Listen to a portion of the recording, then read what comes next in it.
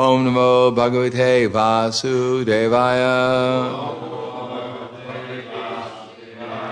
Om Namo Bhagavate Vasudevaya. Om Namo Bhagavate Vasudevaya. Reading from the Srimad Bhagavatam, Canto 8, Chapter 22, text number, I believe 3 is on the board. Ibemi naham nirayat padap chuto. Napasha bandad vyasanad duratyayat. Naivarta kritrad bhavato vinigrahad. Asadu vadad vrisham udvijayata. Translation and purport by His Divine Grace, A.C. Bhaktivedanta Swami Prabhupada. I do not fear being deprived of all my possessions, living in hellish life, being arrested for poverty by the ropes of Varuna, being punished by you as much as I fear defamation. Purport: although Bali Maharaj fully surrendered to the Supreme Personality of Godhead, he could not tolerate being defamed for cheating a Brahmana brahmachari. Being quite alert in regard to his reputation, he thought deeply about how to prevent being defamed. The Lord therefore gave him the good counsel to prevent defamation by offering his head. A Vaishnava does not fear any punishment. Narayana para sarve nakutasana bivyati. Bhagavatam 17:28. Mam Vishnu Vidaya Krishna Prasthaya Bhutale Srimate Bhaktivedanta Swami Namane Namaste Saraswatam Deve Gauravani Bracharane Nirvishesha Srinivadi Paskadyade Siddharna. Here the question of infamy is raised. Apparently, we heard that if anyone who's transcendently realized he's equal in fame and infamy, honor and dishonor, heat and cold, etc. That's all supposed to be the same. But apparently, even such a great personality as Bali Maharaj, he was afraid of infamy. In the Bhagavad Gita, Krishna says, Akirtim chapi bhutani kate shami tevayam sambhavitasya cha kirtir marna natarichite.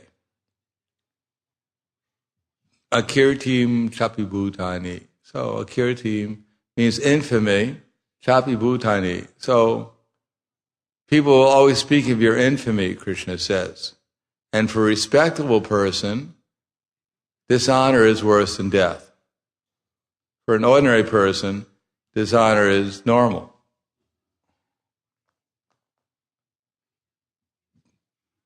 Matter of fact, some people take pleasure in being defamed. If they become famous for their infamy, they become famous as an outlaw, just like it mentions that in the Bhagavatam, or in the Krishna book, that the killer, Shatadhanva, of Krishna's father-in-law, Satyajit, was famous in Dwarka as an outlaw.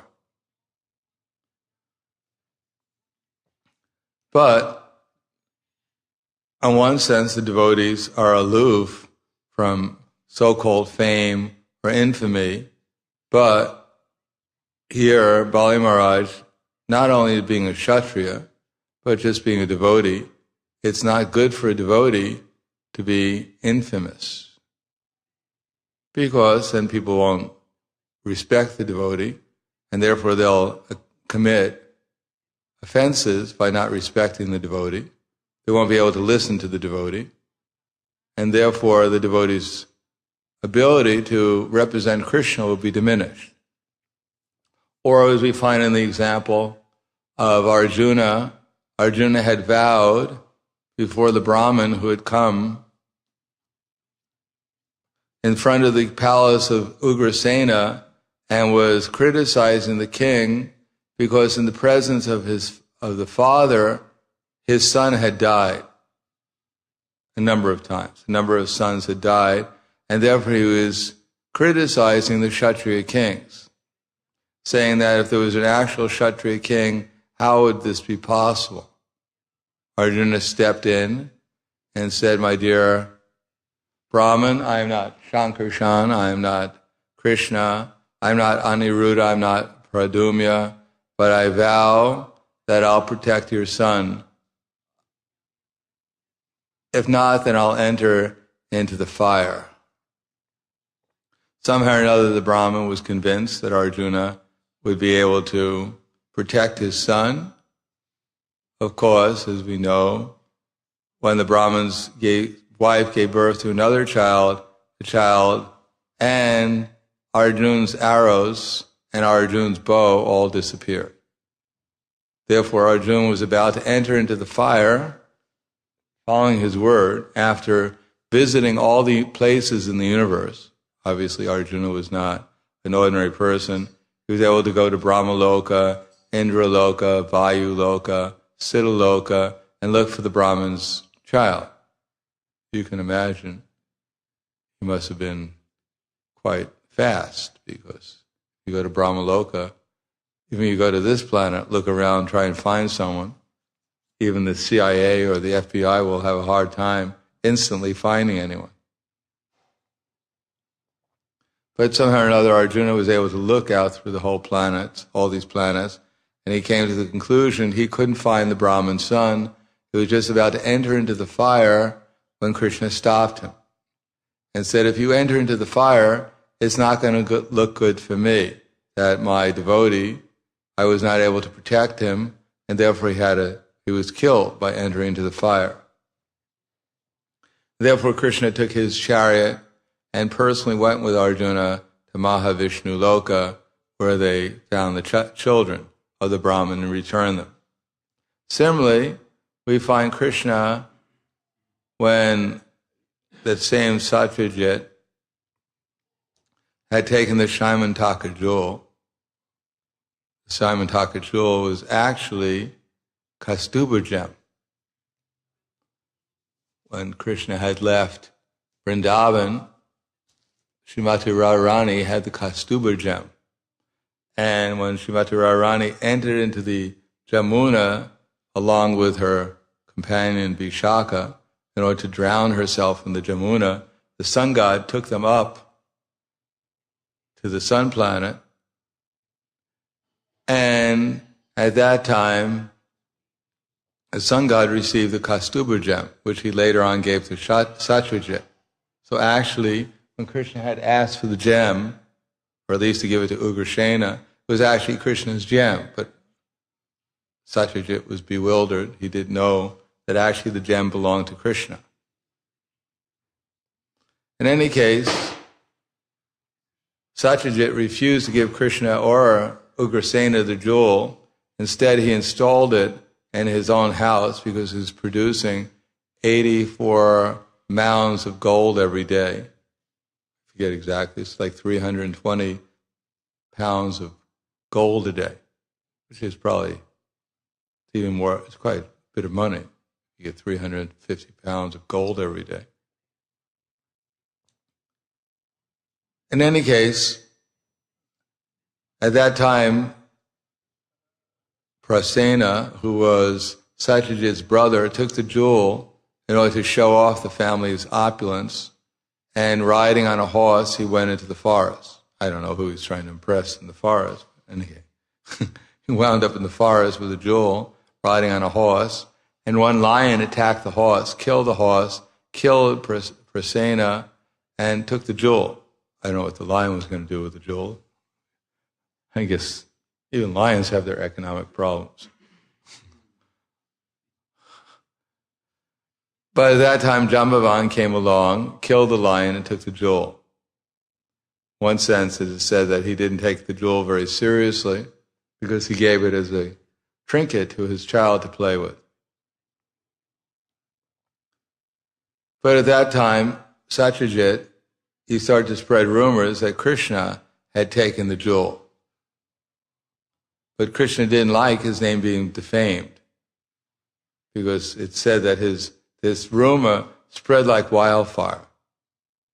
Bad news is not only spreading quickly in Kali Yuga, but even in Dwarpa Yuga. Even bad news or ill gossip about the Supreme Personality of Godhead even was spreading like wildfire in a place like Dwarka, no less. Krishna's eternal abode. So just imagine what it's like in a place like Dallas. What can you expect? If God himself becomes defamed in his own city, his eternal city, by his eternal associates, so what can you expect of an ordinary person in an ordinary city in Kali Yuga?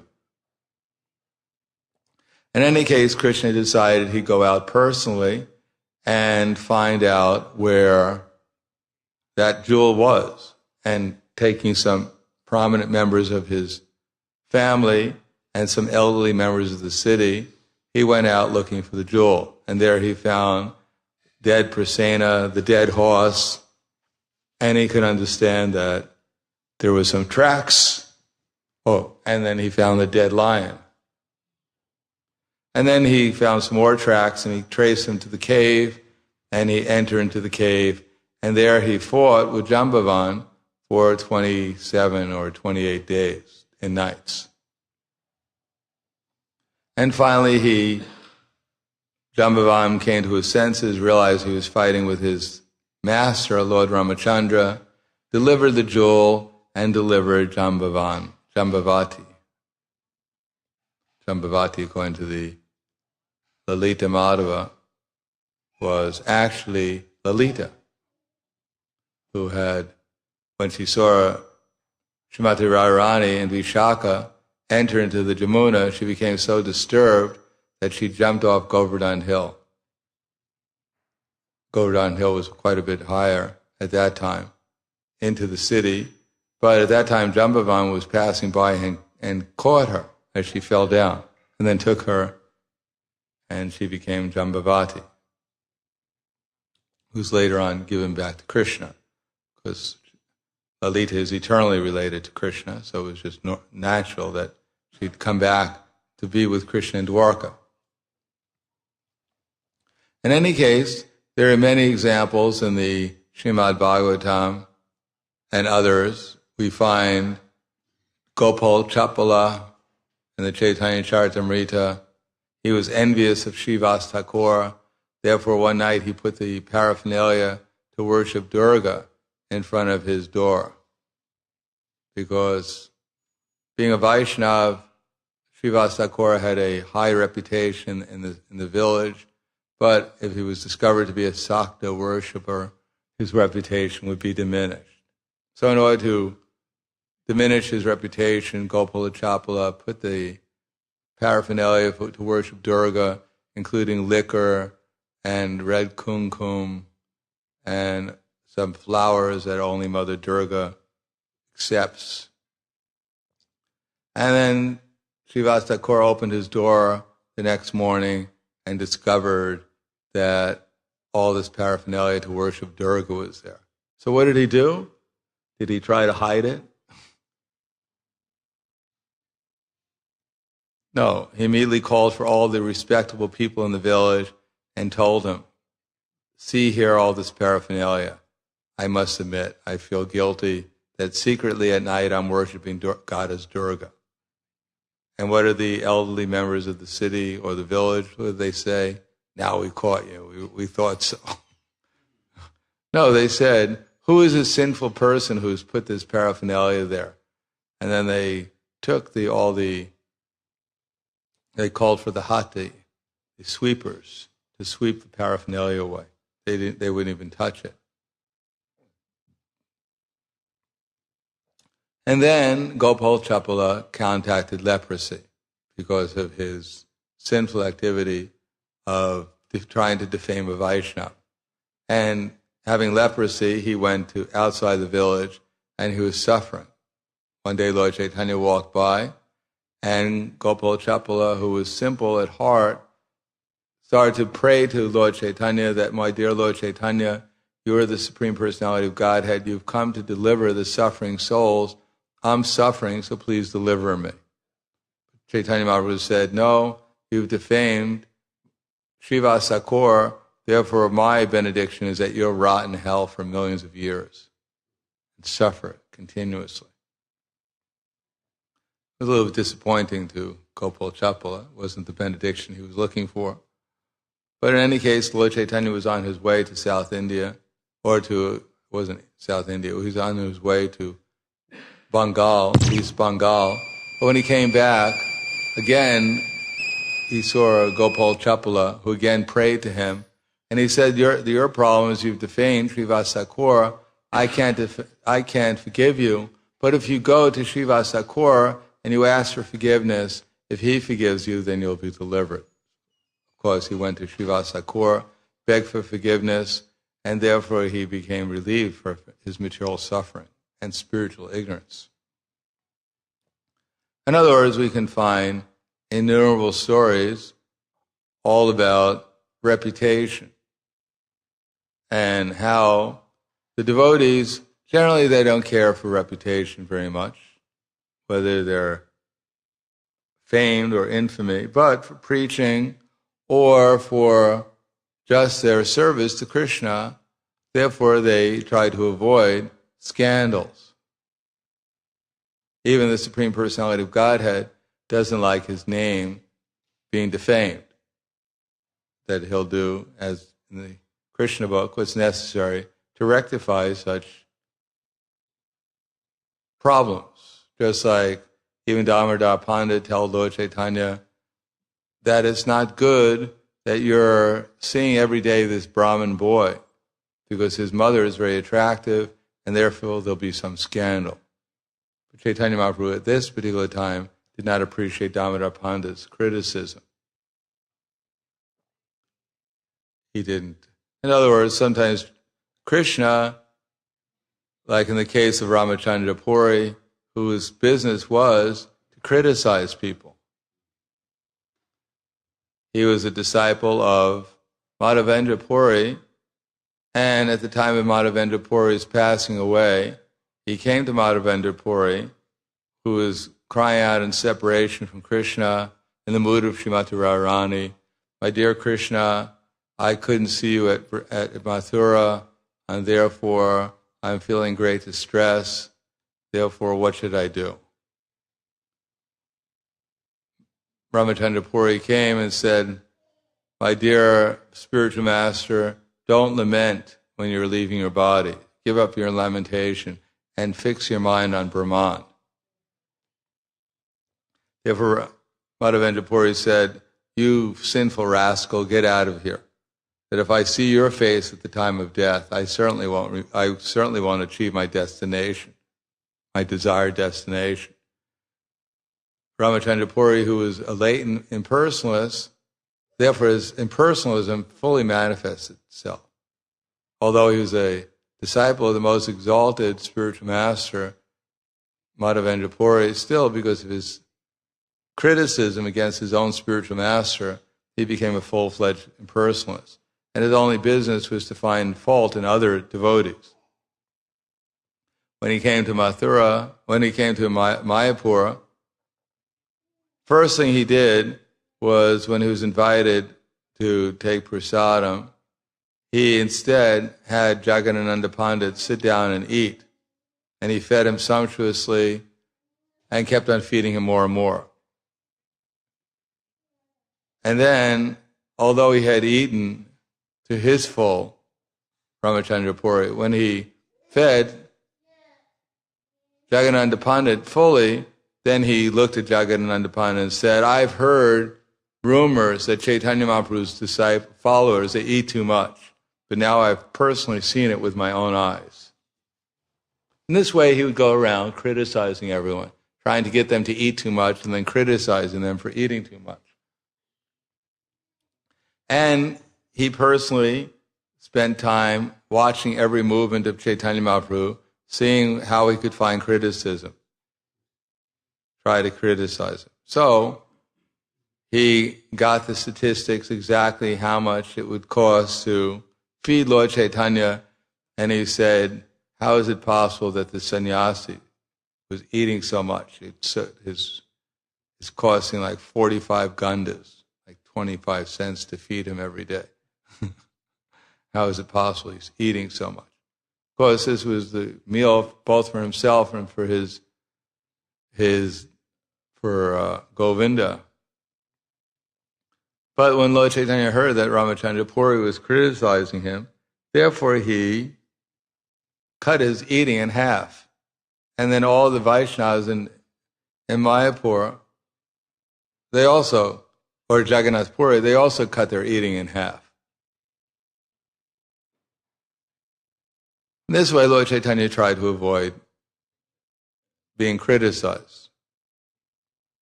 And then finally, Ramachandra Puri couldn't find any fault, so one day he came early in the morning to Chaitanya Mahaprabhu's room, in the Gambhira, and he saw some ants on the floor and said, now I figured it out. That secretly at night, this so-called sannyasi, he's eating sweets. Because otherwise, why would there be ants on the floor? Because in India, there are ants everywhere. There's no place where there are not ants. So this is just his imagination, that because there was a few ants on Chaitanya in the Gambhira, therefore that proved that Chaitanya Mahaprabhu was secretly eating sweets at night.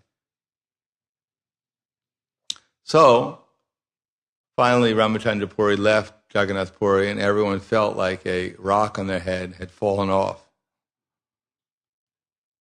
But Chaitanya Mahaprabhu, sometimes he praised Ramachandra Puri, sometimes he followed his instructions, sometimes he neglected him. So the Supreme Personality of Godhead is independent. But still we find, in general, Chaitanya Mahaprabhu set the example that we should act so that the good name of the Supreme Lord and his devotees is maintained. Because otherwise, if the devotees are criticized or whatever, then people may be reluctant to take the devotional service. Even Prabhupada said when the devotees were using certain tactics to sell books, he said that you can try to catch the big fish, but don't get wet. That we don't want to be criticized by people. We want to be adored by people for our honesty. Not that people think, well, they talk about honesty, but they don't follow it. Even Krishna has a reputation for being a little dishonest. And in the commentary by Vishwanath Chakravarti Thakur, it says that people in general in Vrindavan, they have that reputation, or Mathura. They're not exactly straightforward or honest sometimes. So Krishna has that reputation too, because he comes from there. Therefore he tells Arjuna, Piched Sudarachiro Bhajante Ananyabhak Sadoreva Samantavyak Samyagyavyasito Hisaha. You should declare it, that my devotee will never be perished. Because if Krishna declares it, Krishna knew that during this battlefield, I'm going to have to break my word. When Bhishma Dev is going to try to kill my devotee, Arjuna, although I had vowed not to take part in the fight on either of the sides, but still I'm going to have to break my promise to save my devotee. Therefore, if I say something before the battlefield, people will say, yes, he's saying that his devotee never perishes, but who can trust him? He even broke his word during the battlefield, so what to speak of before the battlefield? Who can trust such a person?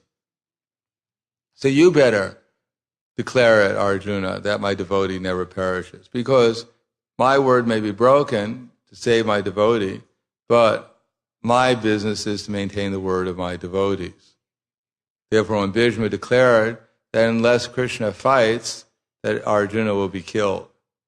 Therefore, Krishna, in order to maintain the word of Bhishma Dev, he fought on behalf of Arjuna, although he had vowed not to. So Krishna will protect his devotee's word before he'll protect his own word. But what to speak of his devotee's word is not kept, then it's a great blemish upon Krishna. Why didn't Krishna declare it that he'd keep his devotee's word, but somehow or another he wasn't able to do it? So the devotee, he wants to keep his word, at least not for his own reputation necessarily, or have his reputation spotless, because there's a blemish on the devotee's reputation, reflects badly on Krishna also. So we'll stop there. Thank you. Any questions? Yes. Sticks and stones may break my bones, but names kind of get to me after a while.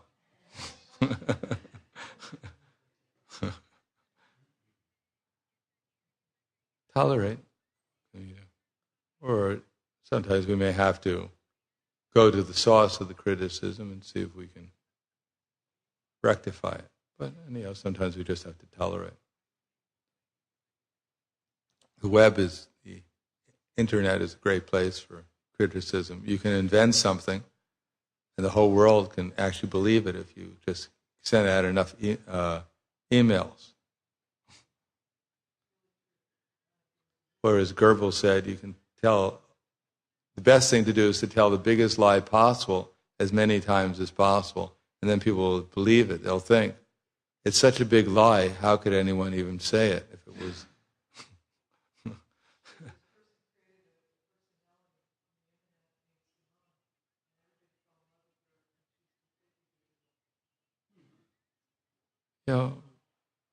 Thank you very much. Grantaraj Srimad Bhagavatam ki jai. Srila Prabhupada ki jai.